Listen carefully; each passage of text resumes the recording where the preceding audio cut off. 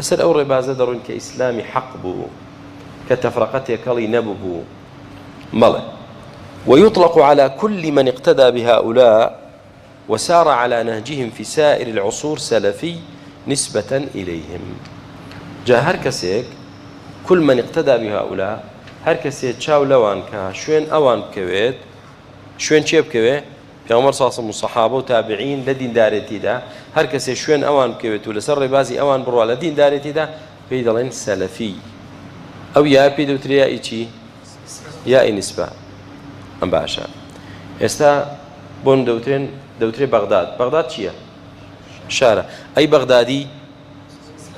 نسبەتە بۆ ئەو دەڵێن ئەبوو بەکر البەغدادی ئەمە یان چی ئەبوو بەکر البەغدادی یعنی کابرا خەڵکی کوێیە خەڵکی ئەوە پێی دەوترێ نسبە يوسف المرعشلي يعني شيء البعلبكي اليمني الموصلي مثلا أم ياي أخير هم يشيا ياي نسبته يعني نسبتي خود بيته جان نسبة بو أشخاص هيا ونسبتي بو أوطان هيا ونسبتي بو أفكار هيا هموي نسبة ددربو هموي كذلين سلفي صالح يعني في عمري خاصة الصحابة والتابعين كوتت فلانك السلفي يعني لسر بازي أو دروا بلام آقامان لشتك به إيما أخواي قولت شناويشي لإيما ناوا هو سماكم المسلمين من قبل وفي هذا إيما ناو من مسلمانا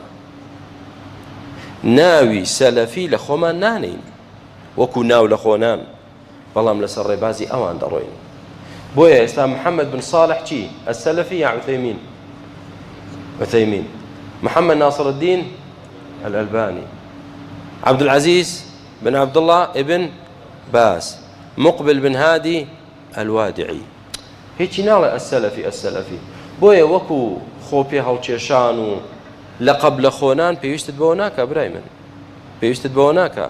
کاکە وەڵادەی ئێمە ئەها لەقەب بۆ خۆمان دانین بەڵام ڕۆیشتن لەسەر ئەو منهەجە ئەوە دینمانە یعنی پێشەواکان و زانا گەورەکانی ئەم سەردەمە ئەوانن کە ناومێنان هیچیان ئەو لەقەبەی بۆ خۆی داناوە ئەو لەقەبەی بۆ خۆی داناوە کەواتە وەکو لەقەب دانان شتێکە وەکو ڕۆیشتن و ئیقتیدا پێکردن لەسەر منهەجیان شتێکی ترە